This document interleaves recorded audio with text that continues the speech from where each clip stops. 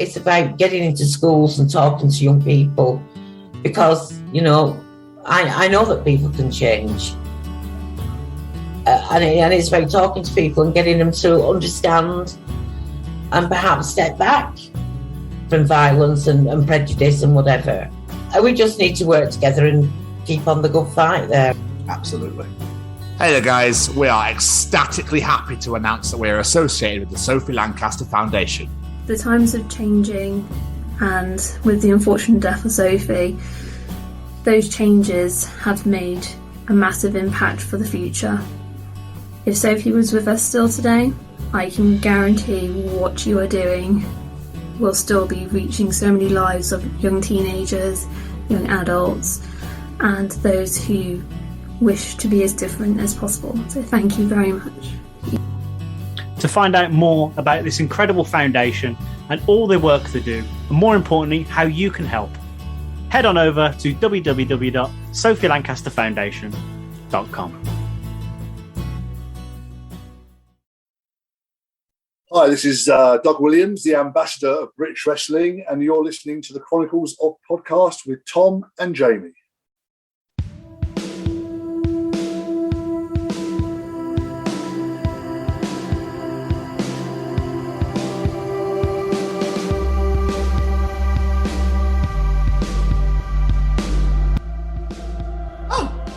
It's you again. Hi, guys.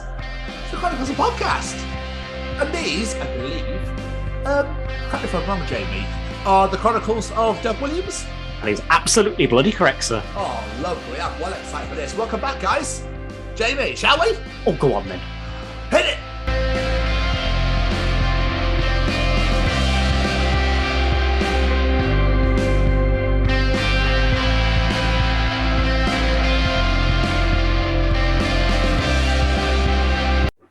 So, the piece is here. Oh, where is it? The piece is ready. Oh. The piece is primed. Welcome to the Chronicles of Doug Williams. Yeah. Doug is a British wrestler and has been around on the circuit, on the scene for many, many a year. Starting over here in Britain, heading over to Japan. He's been in TNA, in Ring of Honor, in Progress, and currently in NWA, reforming the British invasion with his tag team partner, Magnus / Nick Aldis. Just incredible. We wanted to talk to a wrestler on this show for quite some time, and boy, did we land a doozy for our first one. Yeah, it was quite exciting. When I saw that he'd emailed, I was like, oh my ass, this is going to be unbelievable. The man that won the Progress Atlas Championship and took on Trent Seven, another one of my big heroes, at Hello Wembley for Progress, and if he lost, would have to retire. And Jamie was there. I was, and it was awesome, and it was a great match. It was a great match. I thoroughly enjoyed it. Doug, this was one hell of an interview. He was just the loveliest guy. We had a lot of laughs. I inadvertently threatened him at the beginning. You pretty much did threaten him at the beginning, to be fair. I was just messing around and joking, and I was like, it was funny at the time. But I'm looking forward to going seeing him in Pontyclean in May. I'm very, very much looking forward to that. I thought it was pronounced Pontyclun, but no, I'm an idiot. It's Pontyclean because I don't know Welsh towns very well. No one does. No, exactly. Apart from Llandudno, which is definitely that and not Lulawandu. Forgot about that. But yes, we had sat down with Doug and chatted all about his career, his life story, why he wanted to be a wrestler, how he got to the places he got to, and how he also, I feel, paved the way again for British wrestling, because obviously he is also one of the originals. I love, though, that you called some of the big names you fought, he'd been around a lot longer. I knew what I meant, but obviously it didn't come across how I meant it. Yes. Yeah. That was so funny. This is a hell of an interview, guys. It's a great interview. We were very, very proud of this one. I was a big fan of Doug when he turned up in TNA, so I was so happy to get to talk to him because, like I said, we're British. So people that, fly the flag all across the world in a sport that we absolutely love, naturally we're going to gravitate to those sort of people. So, absolutely incredible. This was awesome. I really enjoyed this. Absolutely. Doug, thank you so much for taking time out of your busy schedule to sit down and chat to us. We're very excited for people to hear this. Jamie! Yes, sir. Any final words? Just thank you very much, Doug. Absolutely appreciate the hell of you taking out time to sit and chat with us. Absolutely. Ladies and gentlemen, here we go. Ladies and gentlemen, interviewing this week, he is a British wrestler from TNA, Ring of Honor, Progress, NWA, plus many, many more. He is the British ambassador. It's Doug Williams. How you doing, sir? You okay? Very good, thank you very much. Yourself? Wonderful. Oh, Doug, absolutely wonderful. This is an absolute pleasure, sir. So thank you. Thank you so much for doing this for us. We do appreciate it. That's right. Means the world. Really does. I suppose it's one of those things where you hear it, you go, yeah, I guess I'll give him a chance. Why not? Fuck it. Are you both wrestling fans, are you? Yeah. Yeah? Yeah, Both, for years, like 90s, early 90s. Okay, you're the Attitude Era generation, are you? We're the OGs, we're the OGs. That's what we are. Yes, I think I remember started watching it around WrestleMania 7, 8, something like that. Oh, wow, you're earlier than that, mate. Oh, you're a youngster when you watched. I as weird as it sounds, I don't remember a time in my life I wasn't watching it. I've been watching it since I was that young. But there we go. Wow. I know you kind of drift in and out, don't you, over the course of your life? It's funny. Yeah. Strange. Yeah, because you're like, who the fuck's that? What's that go? What's going on over here? Who's that? Yeah. Especially at the minute, there's that many bloody promotions now. You can't keep up with so many it's shows. Insane, isn't it? It's insane. I just try and do is watch matches I'm interested in watching. You know, like, oh, that sounds interesting, so I'll just catch that part of the program. You know, if I can. Yeah, I find myself now reading the results and I'm like, oh, that's only good. I'll give that one. Yeah, exactly. You can't. You know, that's all you do with your day. With your week, wouldn't it? Watching wrestling, otherwise, it'd be driving insane. You wouldn't go to work. You wouldn't eat. You wouldn't do anything. You wouldn't sleep. Just absolutely nuts. But yeah, so anyway, what happens is Jamie does a nice little, beautiful little intro to, bring you into a false sense of security. And then we absolutely bombard the living shit out of you with questions, Doug, all right? Okay, sounds good to me. I'll either ignore them or give you a full answer. Absolutely fine. Is that, just before we do start, is there anything that you literally can't talk about or don't want to talk about at all? No, I don't think so. So. Okay. No, I mean, I'm not looking to build my career at this point. Oh, you're not? Oh, okay. My apologies. You know what I mean. I'm on the way out. I'm going to burn as many bridges as I can on the way out. Let's go. Right. Hello, everybody, and welcome back to the Chateau for another amazing guest. It's no secret that me and Tom have been wrestling fans since we were young, and today we welcome our first wrestler into the Chateau. Today's guest has wrestled all over the globe in Germany, America, Japan, and many, many more, winning championships all over the globe. But most importantly, this man is the ambassador of British wrestling. Today, we bring you the Chronicles of Doug Williams. An absolute pleasure. Well, I'm glad to be here. It's a pleasure. Yeah. For me too. Lovely. Well, that's what I say. If it was anything else, Doug, shit would have gone down. All right. Yeah, I'm sure. Yeah. I'd say nothing at all would have happened at all, Mr. Doug. So it's easy to say that when you're on the other side of the screen, isn't it? Yes, it's very true. This is very, very true. But let's get to the hard hitting shit first. How was the pandemic season for you? Because obviously everything stopped. So what did you like decide to do something, teach yourself anything new, like learn a new skill, or did you find something else? I mean, it was, if I'm going to be brutally honest with you, it was pretty bad for me. I went from, even though I had, and we'll probably cover this at a later point, but even though I had retired in 2018, I was still involved in wrestling to some degree, seminars, working backstage at shows.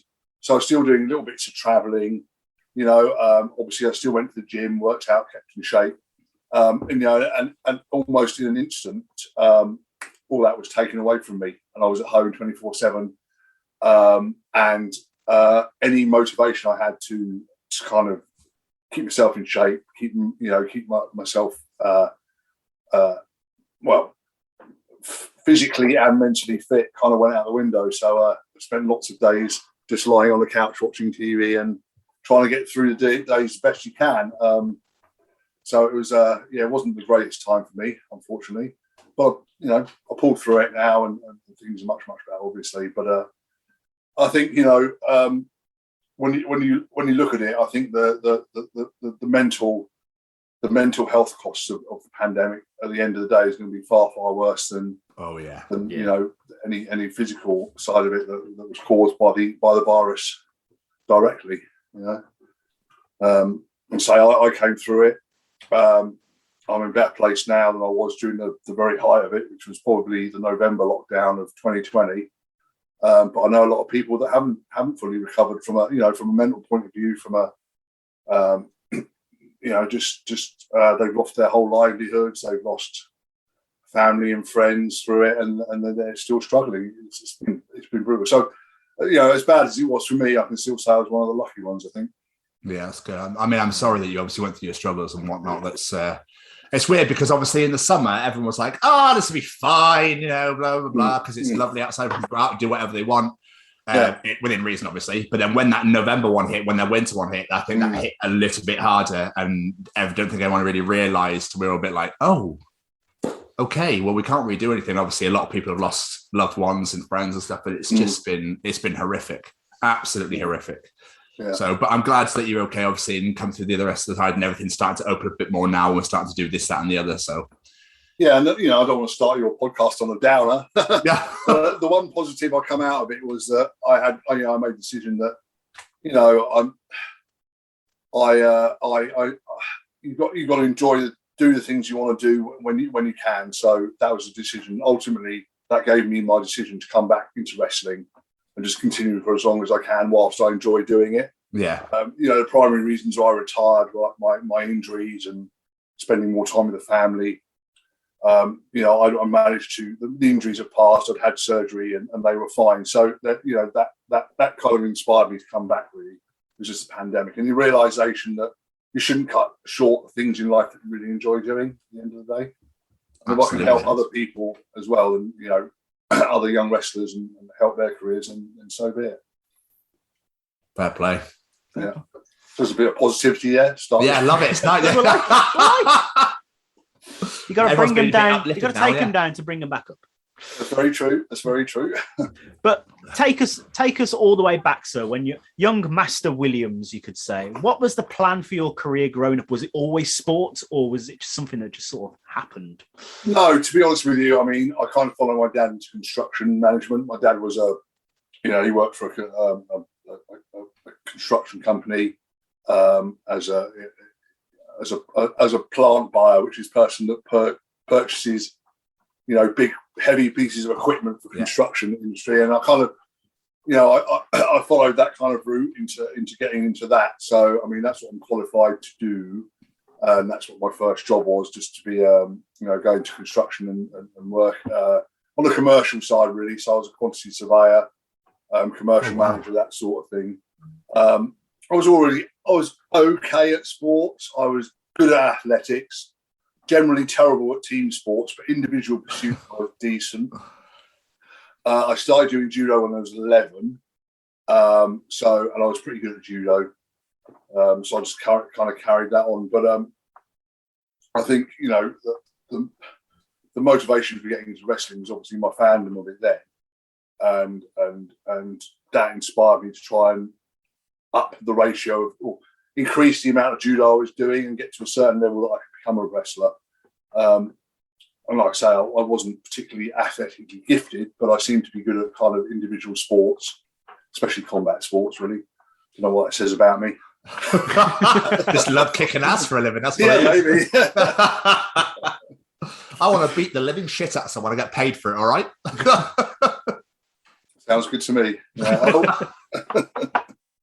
Or pretend to, at least, But where did that love of wrestling come from then, that made you want to like lace up the boots, as they say? Was it like parents, friends, siblings? Because everyone seems to have that sort of gateway when it comes to wrestling. Yeah, well, I watched it. I used to go to the live shows with my dad when I was very, very young. And obviously I enjoyed them as a kid, but I don't think that's what inspired my fandom.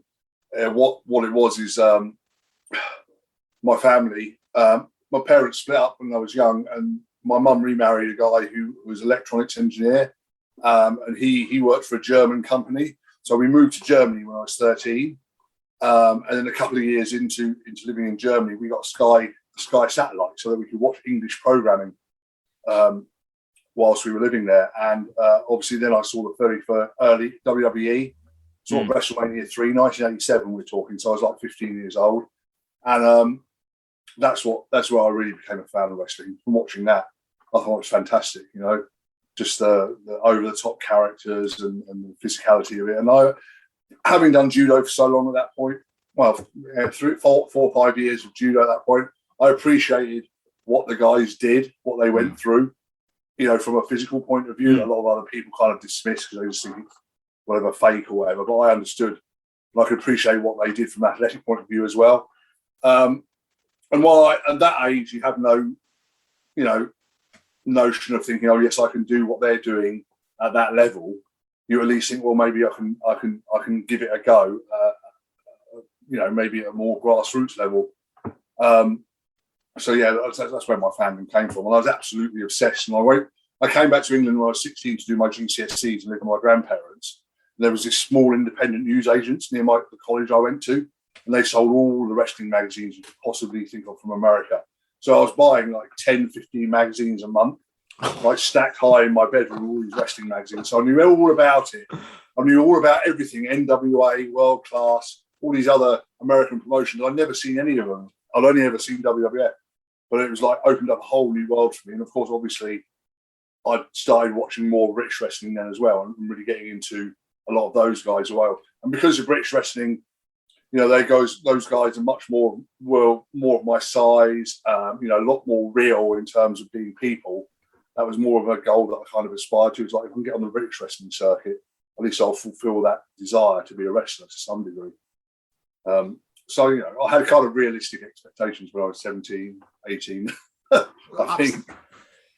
Everyone says that you have those dreams that you want to do something. If you do something hard and work at it hard enough, obviously you're a prime example. You'll get there.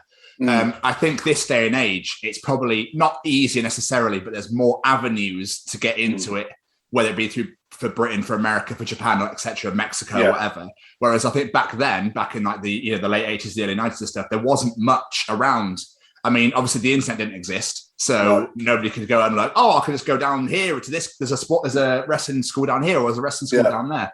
So, you know, it's interesting as well because we were cut off from the world as well. Because when all the old promoters shut up shop, all those connections they had with Canada, America, and Japan, they all died with them as well. So that old thing you had of foreign wrestlers coming here and working on the British scene kind of died away. So in the early 90s when I started, it was very, very isolationist. No one knew about British wrestling outside of the country, you know. Everybody was still...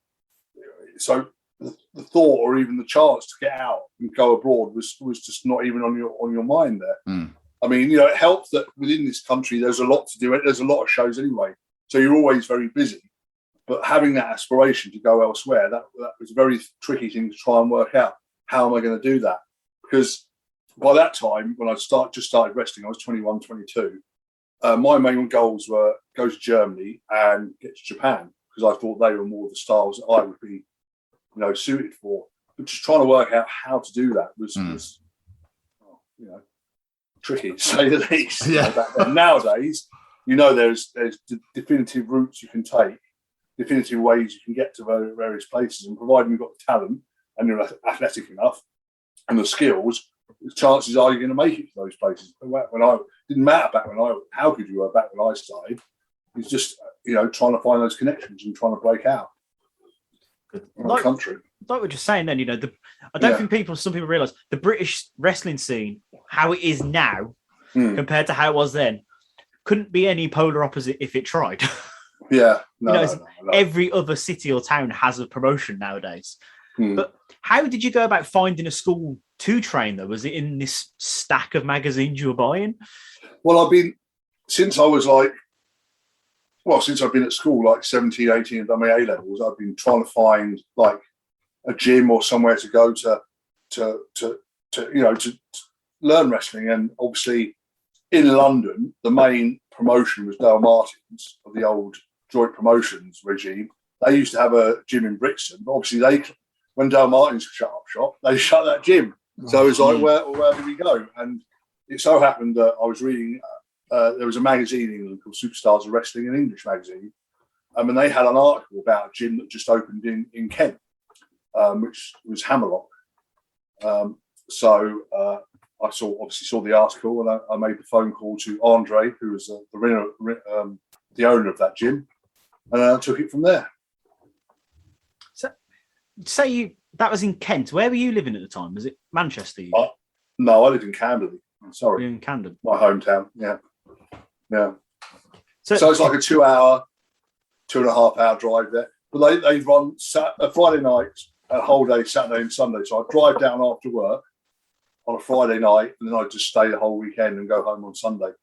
So I was doing so you do 8, 16, 20 hours of training every weekend. And then working full-time Monday to Friday? Yeah, I go to the gym. Yeah. That's fair play. But I mean, if you do it, if you love it, then you do it, won't you? Not put the hours in them, yeah. Yeah, exactly. Fair. So how is it you managed to get your way out there? Because obviously in 2002 you went to wrestle for Ring of Honor and whatnot.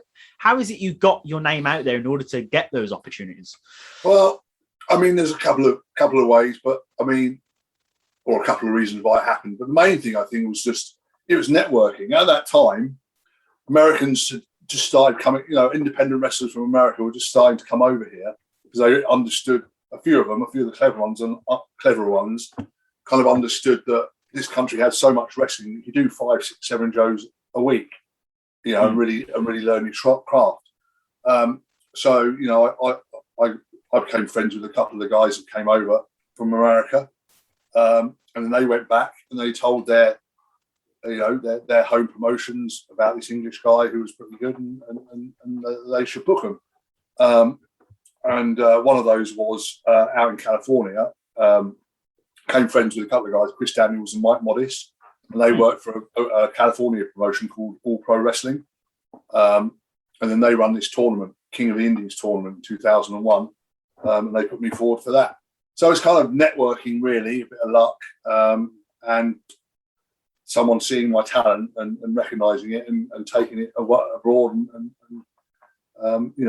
spreading the word, so to speak. And the same thing happened in Germany as well, because I was wrestling.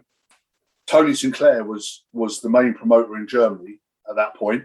He came over to England to do a few shows in the UK, and he saw me wrestling as well. So he went back and decided to put me in Germany.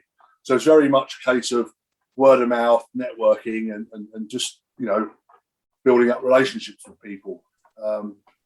It's kind of different to how it's done nowadays, but I just got lucky in that respect, I guess. What's the expression? It's not what you know, it's who you know. Yeah.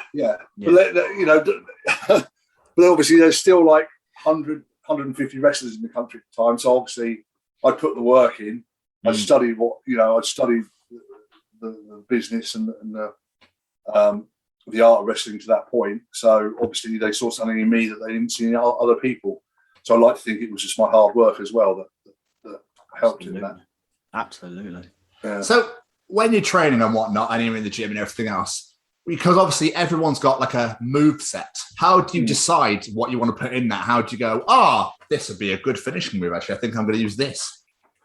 You whittle it down to what you're good at, because not everybody can do everything, can they? No. And you have to pick and choose the things that you can do well and use them and base your whole moveset, as you say, you pick out the strongest things you can do and build up your moveset from that. Just from my judo background, I knew that I could throw people, so I was good at doing suplexes and those sort of moves.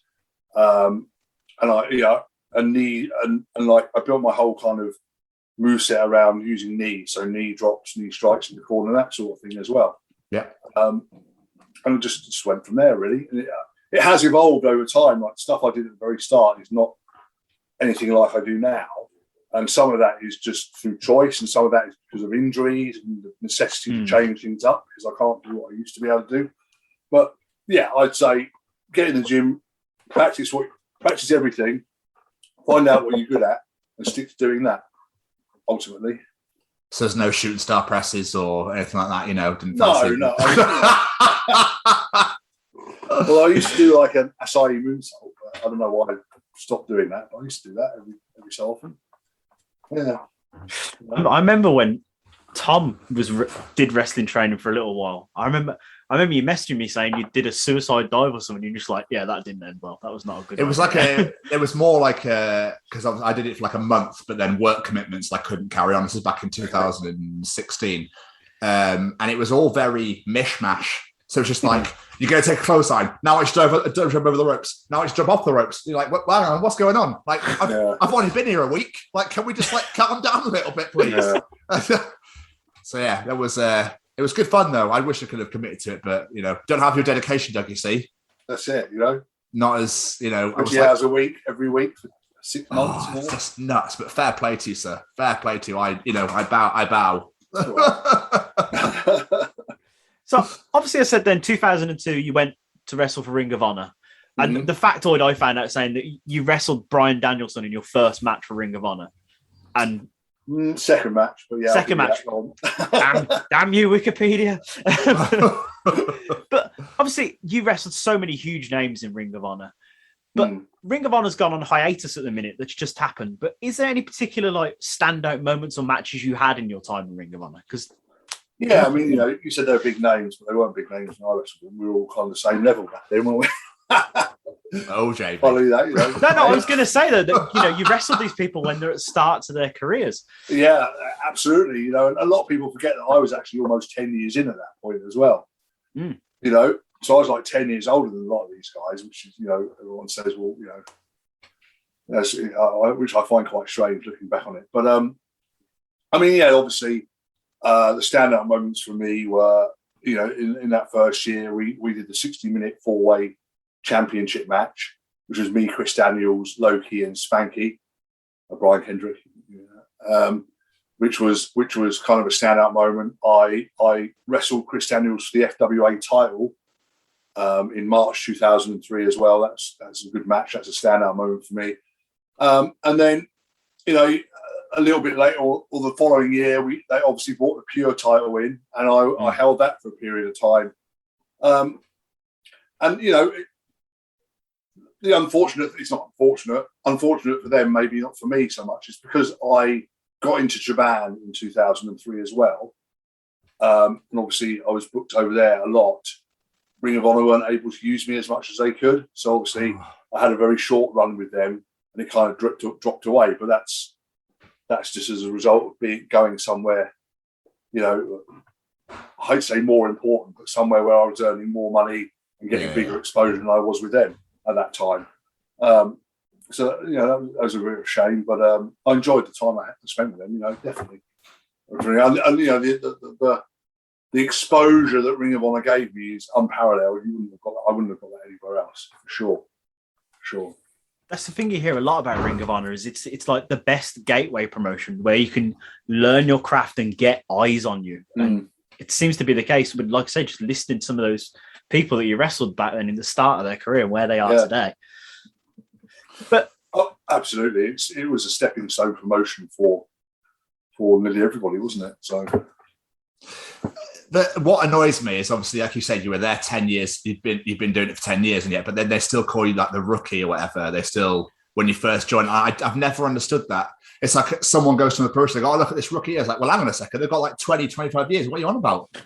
Like, that makes no sense. I think that's probably more a WWE thing than anything else. It's their point of reference, isn't it? From when they first see you, isn't it? Yeah, I find it quite funny. I've never understood the WWE concept either. I'm not trying to slag anybody off. I'm just like how it's. Where am I going with this? Like you can't go anywhere else. You will be here. This is where you stay. We can't talk about any of the promotions. We can't, whereas obviously Impact, Ring of Honor, that sort of thing, is go, oh, if you want to go to Japan, yes, absolutely fine. Oh, if you want to go and wrestle on Ring of Honor, you come back to Impact and then go over to AEW. So, I mean, I think the difference might be that the WWE are paying like 3 or 4 times as much as those. but they're like literally like shifting as many people out as physically possible now. Now they are, yeah. And they obviously. No, I understand. I'm not going to say that I have an opinion either way, because I do, but they clearly feel that they can't utilise everyone they've got on their roster, so they're trimming it because of that, which is fair enough if that's the case. It's just a shame there isn't a bigger market outside of them that can utilise those people. I agree, but then I feel they should mix in with AEW and with Impact and whatever, and they should all mingle and have everybody move everywhere, because I think that's a genius, in my opinion. If I was Vince, that's what I would do, right? I'd be like, actually, I want to get involved with everyone. Let's all work together as a cohesive unit rather than, well, these people are mine.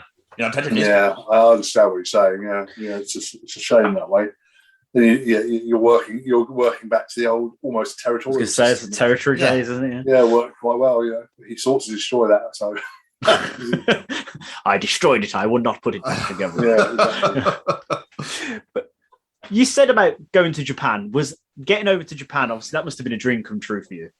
Absolutely, yeah. I mean, that was my ultimate goal anyway, from the start of my career, because obviously I recognised that, my size, my I don't want to say charisma or lack of. It wasn't a lack of charisma, but the way I approached wrestling was more of a sports person rather than an over-top flamboyant entertainer type character. So I knew that Japan was probably a better fit for me in terms of career longevity and making a full-time career out of it. So to actually get that call and have the opportunity to go there was, as you say, was a dream come true and kind of the pinnacle of my career up to that point. It was Pro Wrestling Noah you went to wrestle? Correct, yes. Yeah. I kind of lucked in there as well, because obviously they split from All Japan. And I don't know if you're familiar with All Japan, but they always used to have kind of a token British wrestler in there. So there was like Pete Roberts originally. They'd have the Bulldogs there for a period of time. Then they had a guy called Johnny Smith, who was actually Canadian. They billed him as a cousin of the Smiths. No. But he was their token British style wrestler. And when they split from All Japan, he decided he was going to retire at that point rather than go over to Noah. He decided he would retire. So they didn't have a British wrestler or anyone that represented the British style. So I kind of lucked out in that they saw me and thought, that Doug will fill that spot for them. That's how I kind of perceived it, which was great from my point of view. The other story I always tell as well is that the first tour that I was on was the first tour after Vader stopped working for him. So I said, I was just a replacement for Vader because I've got the same colour hair as him. When I asked for his wages, they weren't very impressed. So. I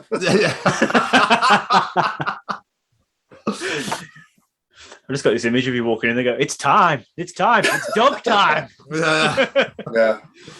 But how long were you in Japan for? I was there from 2003 to 2009. Oh, wow. And my contract was 20 weeks a year. So I do kind of 4 tours in succession, usually over the winter months. So I'd have 4 tours over a span of 6 months, and then the rest of the year I'd just like wrestle in the Indies at home, in America and Germany. So it worked out quite well for me in that respect. But the money they paid me pretty much covered my whole year, thankfully. So anything else I earned when I was back here was a bonus. That's amazing. The one thing I hear most from wrestlers who've been over to Japan and stuff like that is the culture shock. Sure. Yeah. How was that for you, like that first tour?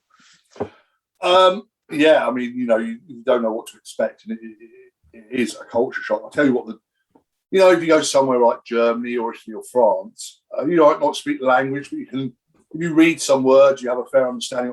That's a cafe, I can see that. Yeah, that's a hairdresser's. I can kind of work out the words from the letters. In Japan, you do not have that. You do not have that luxury. No. Obviously, their alphabet's totally different. You cannot look at any signs. You cannot read anything. You cannot even begin to fathom what anything is.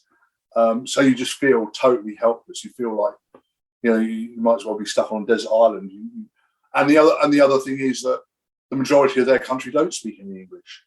If you go to a European country, you probably find someone who speaks 1 or 2 words of English, get through. No chance over in Japan. Nobody speaks English. They don't even fathom what you're trying to say to them. So that's the hardest thing, and it makes it very interesting.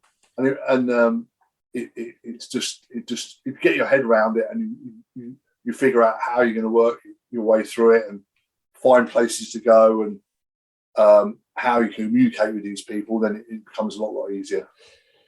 So if you were wrestling Japanese people, then that must, because obviously you have to communicate in some way of how things are going to play out. So that must have been nuts. Like, no, I mean, they're obviously used to working with foreign people anyway. Most moves are called in English, even though you probably can't understand what they're saying half the time. But no, I mean, that was the least of my worries, really. They actually, when it came to putting matches together, it was not a problem. Oh, that's good. Yeah. I've never thought of it that way, because obviously you communicate somehow. I don't know if you were just like, if there's like signals or something that you would do. Like, well, there are little signals, and I have to say this as well: the Japanese is trained so well that it's easy to wrestle them anyway. Yeah, even if you can't speak to them at all, they know what's happening. They've got the timing. They understand what's going on because they're so well trained. And they'll spend 3, 4, 5 years just training before they even get in the ring in front of a paying audience. So that whole issue of, oh no, is the match going to go how I want it to? Are we going to have a decent match? Never really worried me at all. That's good. I was over there. Yeah. Excellent. That's awesome. So you're probably most well known for your time in TNA or Impact or whatever name they're going by this week. You achieved a lot in that company, multiple title wins. You're in a stable with Ric Flair, for God's sake. But most notably is British Invasion with Magnus and Rob Terry. Mm-hmm. How did that team come about? Was this yours and Magnus's idea, or were you just told, you're in a team? No, I don't. Well, I do know, actually. What a liar. I don't know. I do know. So I was signed to them in 2008. And primarily because they had their first ever British tour and they wanted New Charm there. And obviously I was recommended through all the wrestlers I already knew in TNA. But I still had some Japanese tours outstanding. So I said to them, listen, I can't commit anything to you stateside until I finish my Japanese tours. My Japanese tours finished, I think my contract ran out February 2009 in Japan. So I did my Japanese tours. Okay, so they kind of, even though I was signed to TNA, I was kind of on the shelf with them, which was fair enough because I was working in Japan. And then come March 2009, I got a call from Terry Taylor, who was talent relations at the time, saying, "Oh, we've just signed this other guy from England called Nick Aldis. Yeah, he's a young lad. We saw him on Gladiators and this and the other." I was like, "Yeah, okay." He goes, "Yeah, so we want to put you in a tag team." And he goes, and he went to great lengths to try and reassure me that I'd be the captain of the tag team and I'd be dictating everything they were doing and all that. And I was thinking, I don't really care about that. I was like, just kind of happy that they'd had some sort of plan. So I think the first set of TV tapings we did was May 2009. I knew Nick obviously from England, working on shows there. And we just took it from there. And we just basically decided that we're just going to have a lot of fun with it.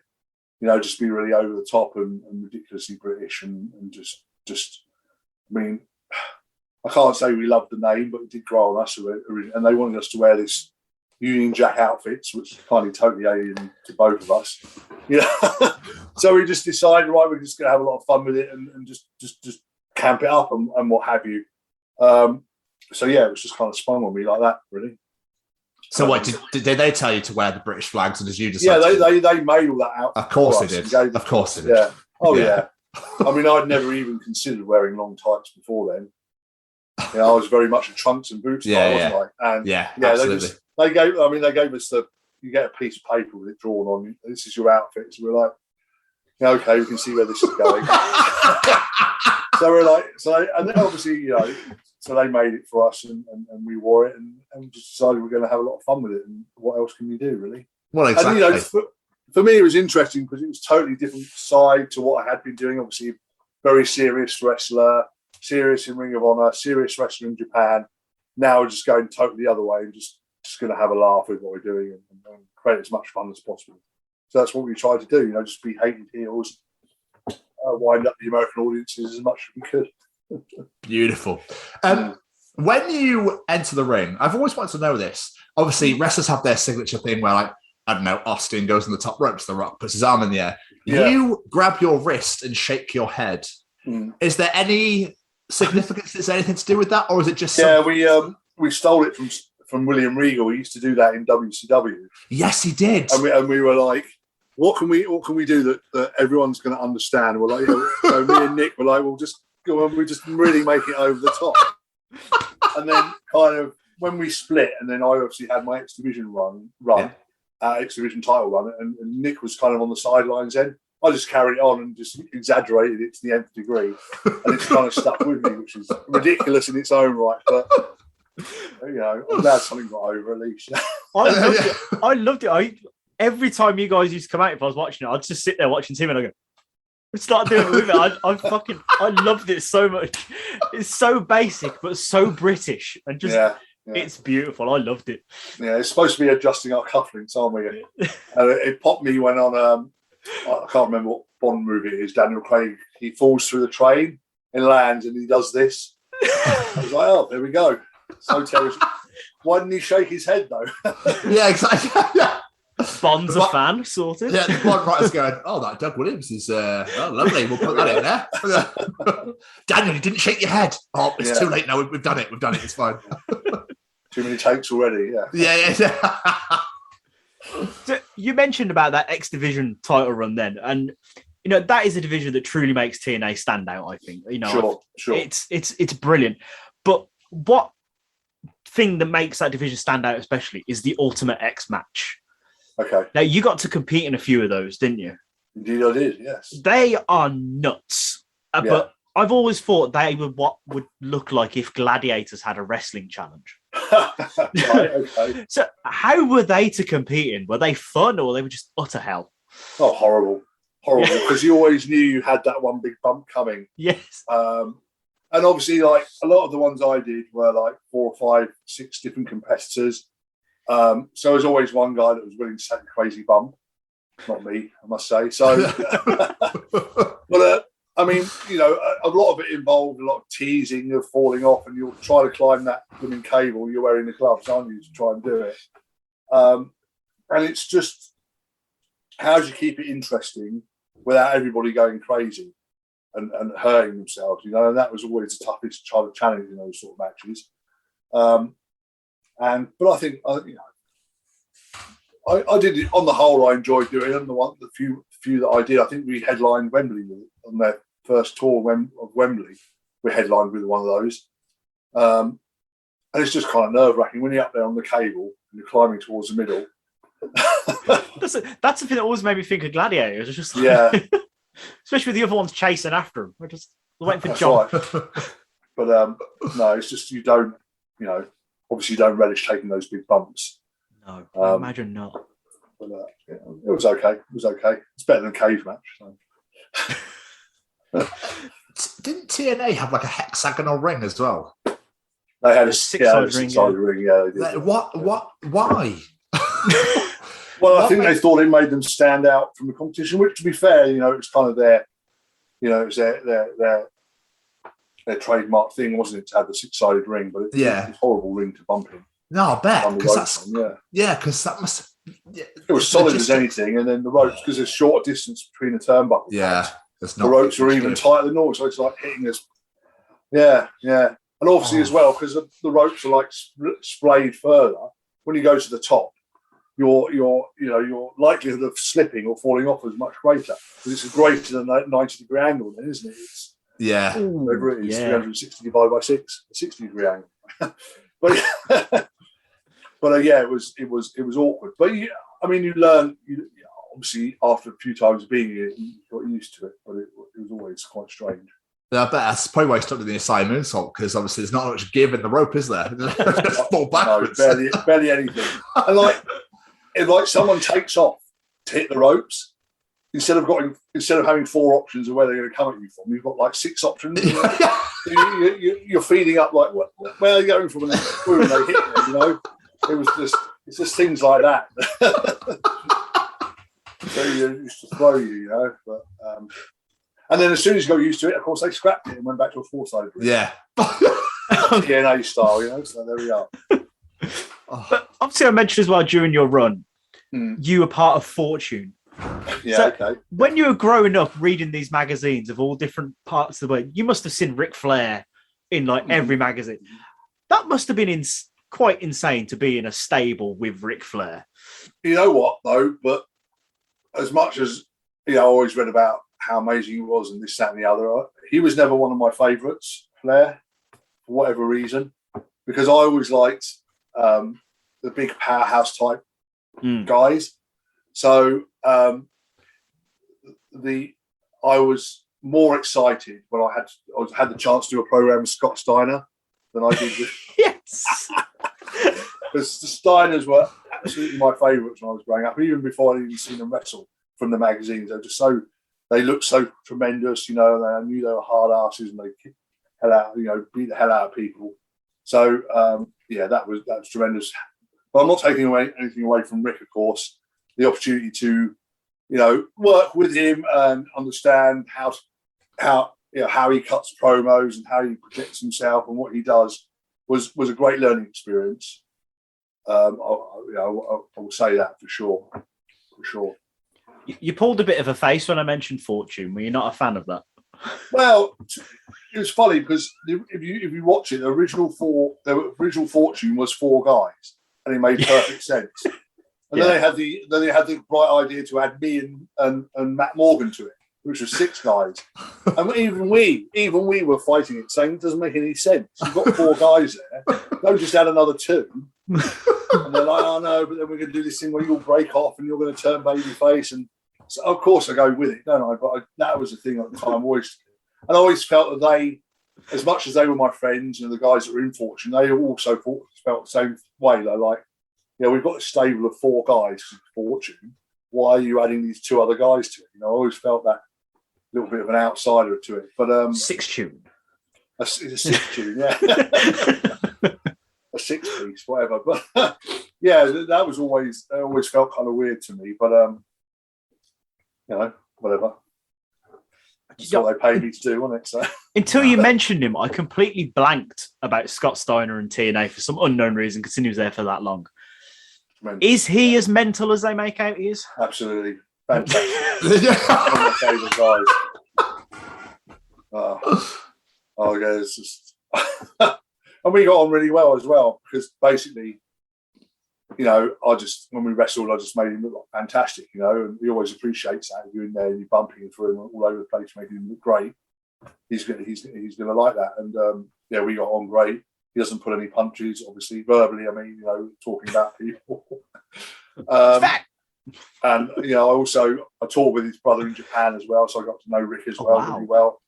So one of the highlights of my career is just getting to know those guys really well, and they were as great as I always thought they would be, as people as well as wrestlers. That's amazing. So, while you were with TNA, you became a trainer at OVW. Sure, yeah. So, how was that experience? Was that your idea to step into a trainer's role, or was that theirs? No, it wasn't. What was happening was after I lost the TV title, 2011, sorry, they really didn't have anything for me.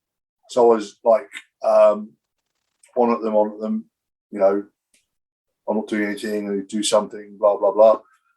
So there was their decision to say, well, look, we started OVW as developmental, we'll send you down there as a trainer. What do you think about that? And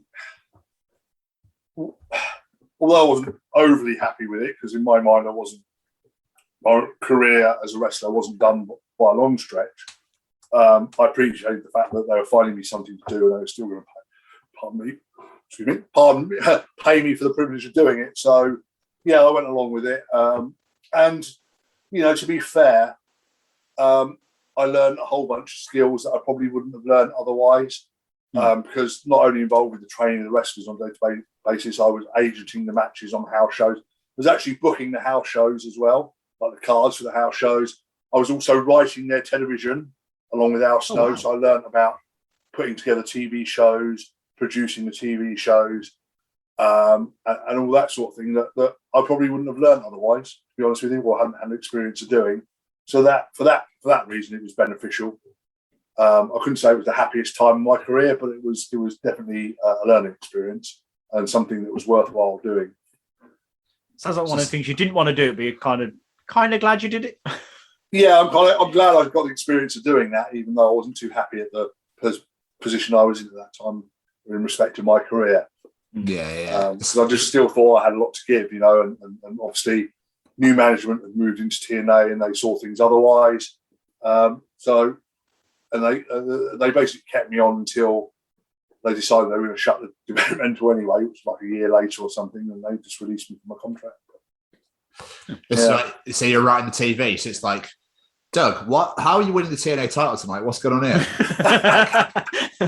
Well, you've asked me I did win the OVW title, but you know, I want to say that wasn't me.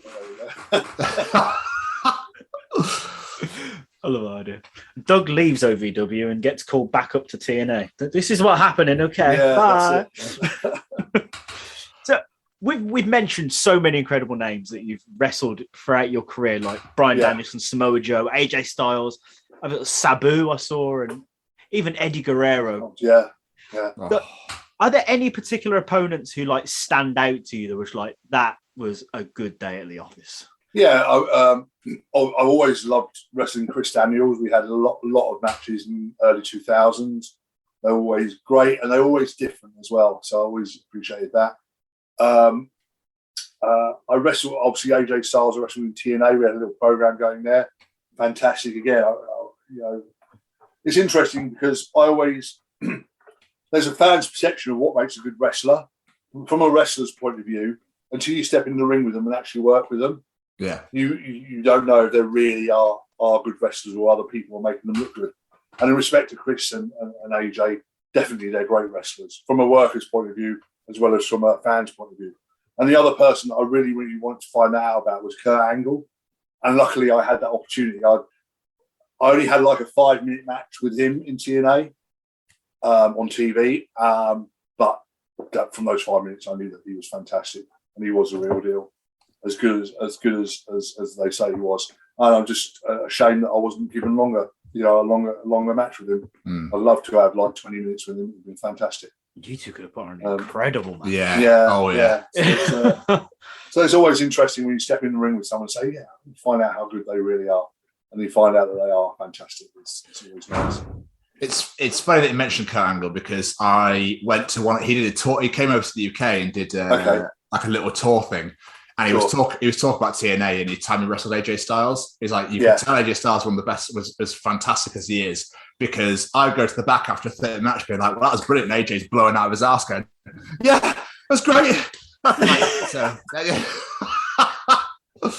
Like, absolutely fantastic. Yeah, I have great respect for Kurt Angle. Yeah, he is amazing athlete. So it's a shame you didn't get to wrestle him more, Doug, to be honest with you. I know. It's a shame. But what was life like out on the road then? Because obviously, if you were doing, you say you're doing tours in Japan, you had to commit to those, but you're on TNA at the same time, and then in Ring of Honor, etc., etc. Like, was there a lot of flying, or because I know Americans drive a lot, but the country's fucking huge. Well, there's no overlap. When I was TNA, I was just with TNA, and for the first year I was with them, I was still living in the UK. First 2 years, actually. First 2 years I was with them, I was still in the UK. Do you know the story about I was ex-division champion and I was over here, and then because of the volcano erupted, I couldn't get back for the pay-per-view? No, I don't know. Okay, so this is 2010. I was ex-division champion. Okay, and then that volcano in Iceland erupted, didn't it? Yeah, I remember that. All flights were grounded, and they had a pay-per-view the weekend I was supposed to fly back, but I couldn't get back. I was stuck in England. So they stripped me of the X Division title at that pay-per-view. Whoa! Yeah. Bastards! And then when I finally got back on the next set of TV tapings, I just won the TV title. I won the X Division title back. Oh, well, that's all right. Were you scheduled to successfully defend on the pay-per-view then? As far as I know, yeah. Oh, then. Yeah. They couldn't have just scrapped the match and waited till the taping. Yeah. I know, right? I know. But there we go. Card subject to change. But like the schedule for TNA wasn't that bad because they did their TV tapings in blocks. So you do a pay-per-view on Sunday and TV Monday, Tuesday. Then you'd be home. And then maybe you do a house show loop the following weekend, or maybe it would be the weekend after. So you probably do like maximum probably 10 shows a month for them. So it wasn't that bad. It wasn't that strenuous at all. Did they leave because they were Universal Studios, wasn't it? Yeah. So like the pay-per-view and the TV was all in the same place. So there's no travelling involved. And then they did a house show loop, which was maybe Friday, Saturday, Sunday. And they're all quite close. So you fly in on Friday, rent a car and you just drive, and usually maximum 3-hour trips between the venues. And then home again. So that was actually, for me, coming from, touring around England, touring around Japan, where you're basically on the road every single day, it was easy. It was an easy schedule. So same with England, though. With England's easy because it's like, you got a show in Sheffield. All right, that'll take me 3 hours. Yeah, but then you go, I'm in Sheffield today. Tomorrow I'm in Plymouth, and then the next day I'm in Maidstone.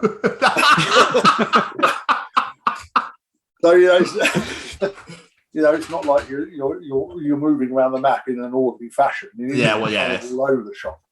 And you get home to Newcastle. I don't live in Ireland. What's going on here? Yeah, I literally. Well, because when you're independent wrestling, you take all the bookings you can. You don't really think about the travel situation or where you're going to end up until after the fact. You're like, now I'm a little bit more picky and I'm a little bit older and more sensible. I kind of pick and choose my dates accordingly. But back in like the early 2000s, I was doing 200-300 shows a year. Oh. Yeah, it was kind of crazy. And I've been working out every day as well. And then, it was insane. Yeah, I don't know how I did it, to be honest with you. No, I don't know how you did it either, but fair play. Yeah. I remember I had a Lexus, and in 1 year I put 150,000 miles on the Lexus. No, Jesus! I was like,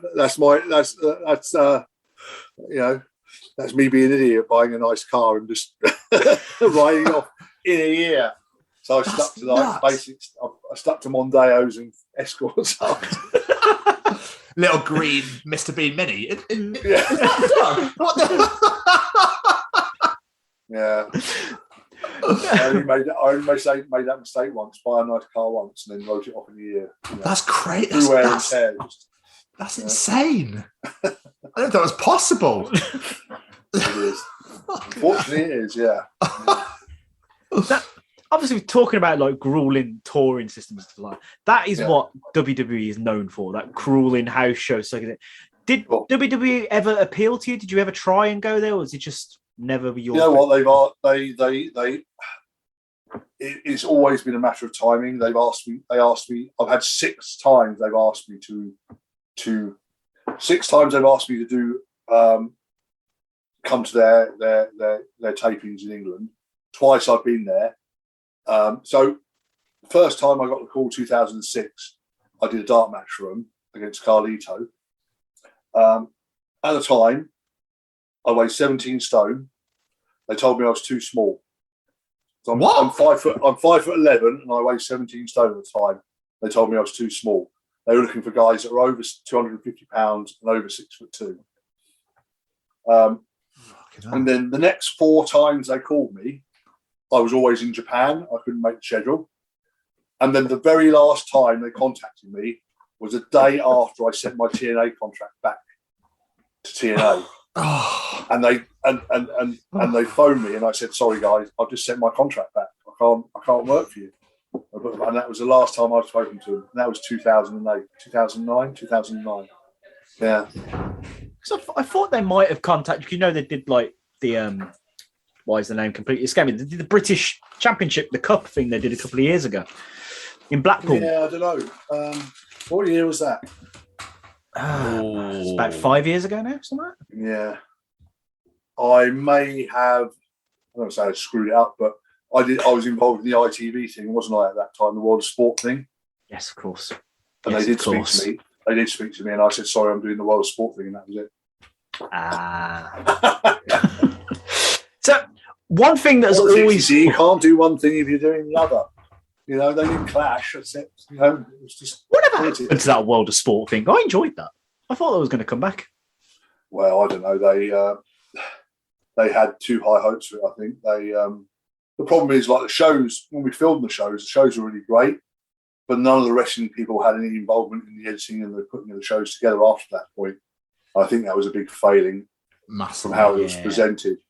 And the spot they put it in, they were obviously hoping for 2.5, 3 million viewers, when they probably only got at its peak 1.5 million viewers. It's kind of dropped off to 1 million, which nowadays is good if you look at other shows. But back in, I mean, we're only talking 4 or 5 years ago, aren't we? You know, they just didn't think it was enough, I think. So it's a shame. And then coupled with that, they're able to buy American programming for a fraction of the price of making their own, aren't they? So there they show AEW, they're probably not even paying half of what they pay for when they production costs of this. That's a very good point. Making their own shows, you know. That's a very good point. Yeah, so it's unfortunate. But. So one thing that's always stood out to me in your career is that wonderful and glorious finishing move of yours, Chaos Theory. Genuinely one of my favourite finishes of all time. I'll never forget one of the WWE games you could make your own finishing move. First thing I made was Chaos Theory. Oh, yeah, cool.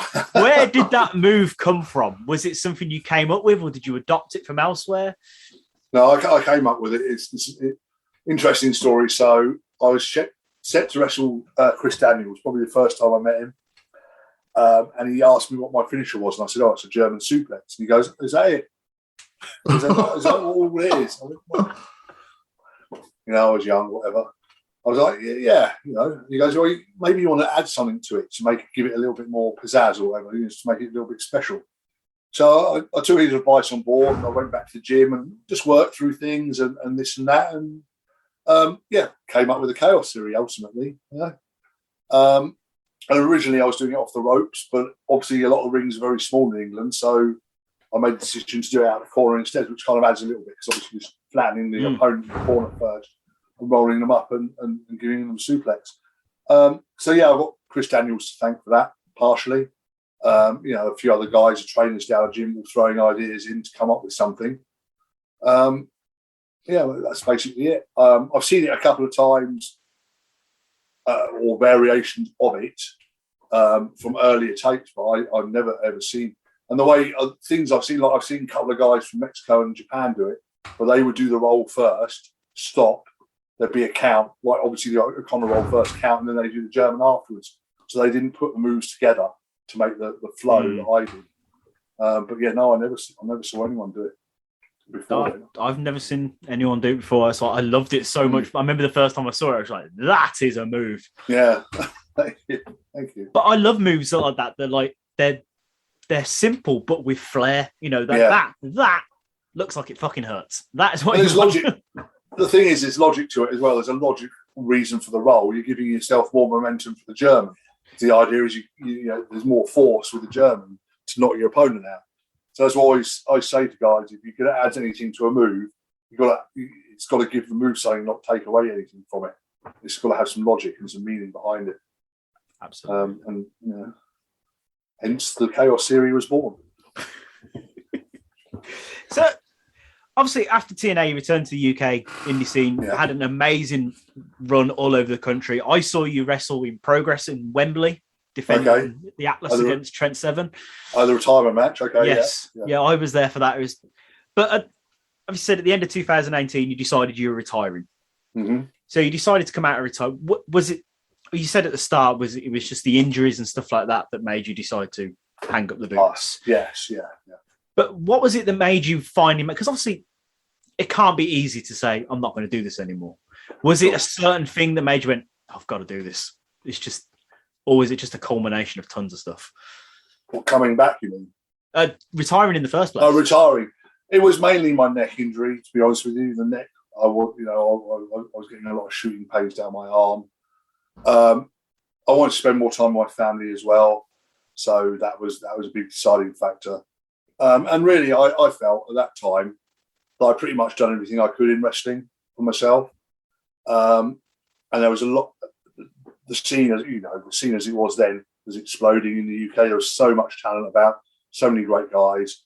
I was like in a mindset, I'm going to take a back seat here, help the guys from behind the scenes, help the guys in seminars. I don't need to get in the ring and risk my body anymore, or stay away from home for long periods. And these were the kind of decisions I made back in 2018. which led to retirement. So yeah. Fair play. So Was there obviously, anything more sinister than that? and of course, then obviously you've now had the great comeback here in NWA, and you're getting to do it with Nick Aldis again. Yeah, which is beautiful.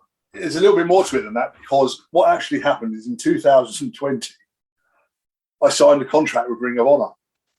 Okay.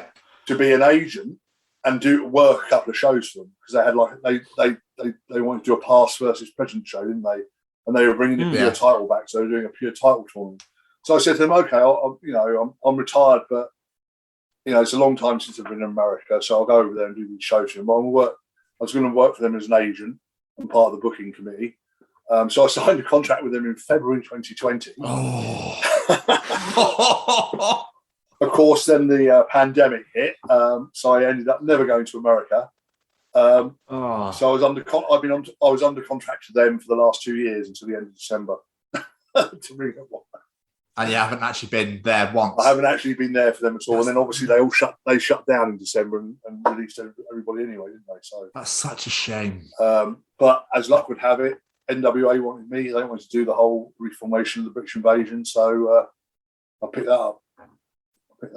Absolutely amazing. I love it. I'd absolutely love it. I'm so pleased with that. I've never had the pleasure, Doug, of seeing you live. Oh, really? I have never had I've been to loads of attack shows. I always tried to get to Progress, but it always fucking sold out too quick every time. Okay. So I've not had the pleasure, unfortunately, but you are on my list. I've always wanted to watch you. So hopefully one day. I'm sure we'll get the chance. Whereabouts do you live? I'm in Cardiff. Oh. In Wales. Okay. I am doing, let me have a look. Might have something here for you. Beautiful. I'm looking on my old, Pontyclun. Pontyclun? Pontyclun. Is it Pontyclun? That's right. Yeah. Yeah. On my calendar's right there. You can probably see it. Wait, maybe not. In the mirror, can you see it? Yeah, Pontyclun in May, funnily enough. Beautiful. Date? Am I allowed to ask that? Yeah, the 8th of May. Slam Masters. Okay, I'm getting that on my calendar. Look out for them, yeah. Yeah, absolutely. I'll be there for that, 100%.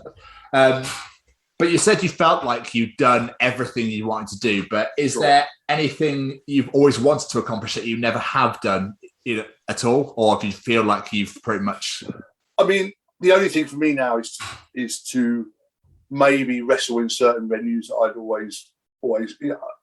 always fancied, like a Madison Square Garden or something of that nature. Places that are legendary kind of thing. And I was gutted because I was originally scheduled to go out to NWA in August when they ran St. Louis, the Chase Hotel, which is obviously a famous wrestling venue. But I missed out on that, which I was because of the pandemic. But it's more a case of that. It's travelling places that I've never been, and just getting to experience those really. Where have you always wanted to go? Yeah, I mean, obviously, certain places in New York I've always wanted to. I've never wrestled at the ECW arena, so that'd be good. That'd be cool. It's just getting new experiences and where I've never been before, places, new countries even. I've never been to Mexico. That would always be interesting to go there. I always managed to miss it for whatever reason. I've always had the offers, but I've been clashed with other things, Yeah. So it's more that than anything kind of major in terms of career goals. You've had quite the career though, Doug. You've had a huge career. Yeah. Incredible. Maybe I can win the NWA World Title as well. Well, yeah, beautiful. Just add to the list of accolades now. That's it, absolutely. I've never had a heavyweight one. I've never had a heavyweight world title, so maybe that. Have you not? No. That's disgusting. I know, right? Tag titles, never world title, never a singles title though. I've got something else to say. No, joking. You absolute bastards. So is NWA the plan for the time being? Yeah, it is. Yeah. I'm on their next set of tapings in March, and then going forward with them to see what happens. I quite enjoy it there. I like the style of what they do. I like the setting, and I know a lot of the guys there, and it's just great fun. The atmosphere backstage, there's no pressure. It's just a fun experience. And it must be great getting to tag with Nick again as well. Of course, yeah. I mean, that's fantastic. And the reception we got as well was amazing. So hopefully that will continue. And obviously, he's much more experienced now than he was when we first tagged. So the potential for the team is much, much greater, I think. And he has a better name now as well. Brutus Magnus. That always made me laugh. What are you talking about? I pitched to him to get that name back. So I just want to start wrapping up now because we're getting on. But with this boom in British wrestling over the past few years, to the point, like WWE have got their own bloody UK division now. Sure. Are there any stars that you've seen competing against on the UK circuit that you're like, they have got things coming for them? They have got unbelievable potential. Yeah, well, obviously, a lot of the guys that have that potential or of a certain level are signed up by NXT or they've gone to Japan. But there's still a lot of guys around on the independent circuit. I mean, like guys like Chris Ridgway, Robbie X, I think is tremendous. Yeah. Ricky Knight Jr., who's another great guy. There's the OJMO. Yes. Oh, yes. Yeah. He's really good as well. There's a lot of great tag teams as well. Aussie Open are floating about there. They're fantastic. The Young Guns. I mean, I haven't even mentioned the women yet. There's so many great female wrestlers around at the moment as well. Lizzie Evo and Lexis Falcon and just the list goes on and on, really. And I'm kind of hoping that British wrestling bounces back to how it was before the pandemic, and all these guys can get the experience and notoriety that they deserve. I hope Absolutely. So. I hope so. Yeah. I'm pleased that they're putting more of an emphasis on women's wrestling now, because obviously it was like pathetic, stupid matches back in the early 2000s, that WWE putting on like your mud baths and crap like that. It was just a token match back then, wasn't it? Whereas now they're part of the roster, aren't they? And yes, it's not an attraction anymore. They're just another wrestling match, aren't they? They're treated on an equal level to the men, and that's a good thing. How it always should have been, though. Of course. That's where Impact always had my respect, because they treated that women's division like a women's division. Absolutely. No, I agree with that. So, before we wrap up, Tom, have you got any more questions? Did you ever think when you first started out, Doug, that you thought this is where your life would have got to? No, not at all. When I started wrestling, all I wanted to do really was wrestle on the British circuit and just enjoy myself, maybe do 2 or 3 shows a week. And, you always have these short-term goals and you get to it and you think, what can I do next? You have some ambition. But no, when I started, I absolutely didn't think that I'd be able to travel the world, have all these great experiences, work in all these different countries, make a living out of it. I never even contemplated that at that point. And you're still in fantastic shape, sir. Try. Absolutely. Yeah. Look. I saw your Instagram post. Well, you'd been to your mate's wedding and you were like, and then this was the evening. It's like, Don't you give a little bit of everything for everybody, you see, Yeah, exactly. Like, he looks dapper in a suit. Look at him there. Like, oh, damn, now we're talking. Here we go. The trucks are out. Fantastic. Doug, before we let you go, we like to play a little game with our guests, if you are willing to play. Oh, no. Okay, then. I'll give it a go. It's called the quick fire round. We basically ask you 5 questions and you answer them as quick as you can. And you're going to know the answers because it's all about you. Yeah. So, okay. Right. First question. Your go-to karaoke song? Oh, my go-to karaoke. Wonderwall by Oasis. Oh, nice choice. The most British answer that could have been given. I mean, I don't know if you know much about... Sorry, I'll just expand on it a little bit. But I don't know if you know much about the foreigners that used to tour in NWA much. But there was one American guy called Bison Smith. He was the main heavyweight. He used to love that song. And every time we went out, he would demand I sung it. You've got to sing Wonderwall for me. So it was the first thing I did. And I learned to love it because of that. So there we go. Brilliant. That's amazing. That is brilliant. Now, I know we're talking to an athlete who looks after his body here, but favourite pizza topping? Oh, it's going to be controversial. It's pineapple, I'm afraid. No. I will get the hottest, spiciest, dirtiest pizza you can find. I'll add pineapple to it every single time. You've got to have that little bit of sweetness to go with 100%. The healthy section. That's right. That's it. That's it. Oh, your favourite joke? Oh, my favourite joke. I don't know. It's hard to put on the spot. That is tough, isn't it? Yeah. That is tough, isn't it? I saw one today that was quite funny. I'm going to revert to my phone for this. Yeah, go for it. Yeah. Dad jokes are always the way to go. Oh, they are Yes. a win. They are a big win. Yeah. Yeah, I started a nightclub for men with erectile dysfunction. It was a total flop. And nobody paid. There we go. Oh, this has been brilliant. It's brilliant. I love that. Oh, right. Last ones. Okay. If you could give a piece of advice to younger Doug Williams, what would you tell him? Don't sign that TNA contract. Wait for the call from WWE.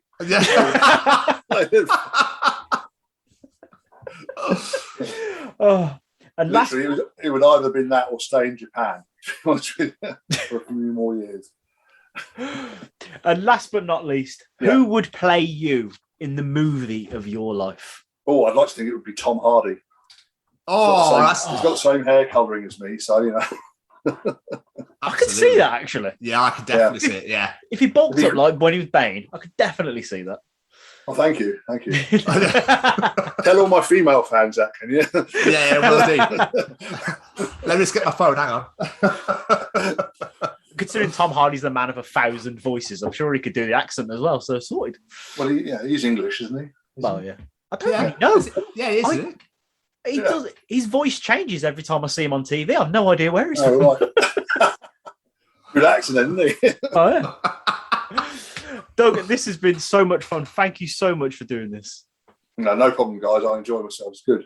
Yeah, it's good to do something a little bit different from the normal kind of interviews and podcasts that I can tend to devote myself into. So yeah, we try to stay away from the bog standard formalities that everyone goes for. We try to make it a bit more just of a laugh and just like mates hanging around having a beer or a cup of tea with Nan or whatever. Just like one of those things rather than where you've got people like you need to ask these questions and these questions only, and it's all like regimented. So that's what it's been great. But, it's been it's been fantastic. so much fun, Doug. Thank you so much for your time. We really appreciate you. So good. I hope your listeners enjoy it. Yeah, I'm sure they will. Sorry, Jamie. But before we let you go, I was just going to say, have you got any plugs, social medias, things you want people to go out there and check out? Yeah, absolutely. I mean, I'll try to plug my Instagram, which is at Doug Williams GB. Just trying to build that up, really. Got photos of my past career, what I get up to currently. I put all my, all the promotions for my upcoming shows on there as well. And also I have Twitter, which is at Doug Williams UK. Same thing again. I tend to just put my shows on there, promote what I'm doing at the time, and that sort of thing. So yeah, people can go visit them. They'll get all the up-to-date information on where I am and what I'm doing. Absolutely beautiful. Okay. And I'm going to see you on May the 8th in Pontyclun. There we go. Make sure you I'm looking forward to it. I can tell them I sold one ticket at least. Yeah. And if I see you in Birmingham, you'll sell a ticket there. Oh, brilliant. Excellent. There you go. Okay. It's the only ones that count, Doug. Don't you worry about that. This has been amazing. Doug, enjoy the rest of your evening, sir. Thank you so much again, and we'll let you know when this is released. Okay, guys. Thank you very much. Take care, so sir. much, Doug. Take care now. Bye-bye. Bye. Bye-bye. Hey, Jamie. Do you like being cozy? I do. And do you like staying cozy? I like that even more. Then just heading over to www.staycozyclothing.com, where you can find hoodies, tees, sweaters, and much, much more. And just enter The Chronicles as one word at checkout to receive 10% off your order. And make sure you follow them on the Instagram at Stay Cozy Clothing to keep up to date with all the new designs. Remember, guys, that's The Chronicles as one word at checkout to receive 10% off your order. And now back to this week's episode. Just a superb interview. I had so much fun talking to Doug. Just amazing. And when we recorded that, the intro thing you hear at the start of the show, just nailed it in one. Job done. Yeah, you smashed out. It's like he's been doing promos for years. I was going to say, just like he does promos for a living. But just incredible stories. The people he's been in that ring with, the people he's helped, just absolutely loved it. Absolutely loved it. Well, yeah, yes. Again, like we said, Doug, thank you so much for taking the time out, because it was just, again, one of those guests where you're like, oh, damn, I'm going to talk to this person. So we're thoroughly excited about it. But we hope that you guys enjoy listening to it as we did recording it. Hey there, I'm Frank Guglielmelli, and I'm the narrator for the audio drama feed, featuring such audio dramas as Bounty Hunters, Marty and Mars, Val Toby, and so much more. You can find all of these wonderful programs on Spotify or wherever you listen to podcasts. Or you can go to our website at www.audiodramafeed.com. We are thrilled to be affiliated with the Chronicles of Podcast with Tom and Jamie.